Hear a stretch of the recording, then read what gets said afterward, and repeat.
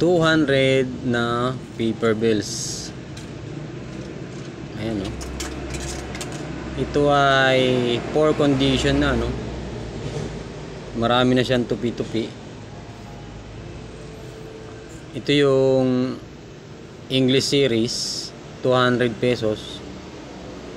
Si Manuel Quezon yung nasa harap, tsaka 200 pesos. Ang perma na to ay kay Elpidio Quirino at kay Miguel Cuaderno.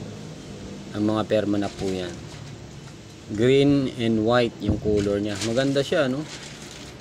Poor condition siya. Nabili natin siya sa lot sale. Mababa lang din siya dahil hindi naman na maganda yung condition niya. So pang personal collection, pwedeng pwede po ito. At the back, ito po yung likod niya. Legislative Building. Tama ba yung pagka-pronounce ko? Legislative Building. Yan. Yan yung sa likod niya. Sa gilid, 200 pesos. May mga uncirculated condition ito, Since common siya, kahit uncirculated condition, ay mababa pa rin ang value, no? Nasa 350 yung isa nito, yung uncirculated condition. Ito, nasama ito sa maramihan na binili natin sa lot sale, 200 pesos. At pang personal collection na lang siya dahil napaka poor condition na yun, no? Tupi-tupi, talagang gamit na siya.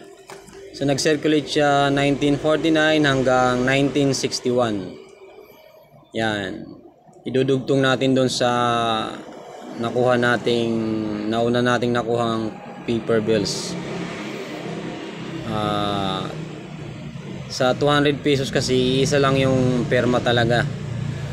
Ito lang, ganito lang, Quirino at saka Cuaderno lang talaga yung perma sa 200 pesos na English series. Wala na yung ibang perma.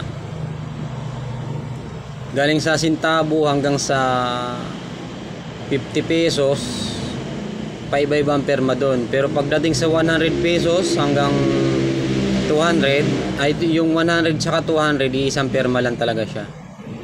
Cuaderno at saka Quirino lang. So kaya idudugtong natin to doon sa nakuha natin din mga paper bills na nauna. Mga poor condition lang para hindi masyadong mabigat, no? Kasi pag mga uncirculated, medyo may kabigatan yung presyo. Hindi pa natin kaya bumili ng ganon. So sa mga poor condition na lang muna tayo. 200 pesos bill na English series, 1949, 1961.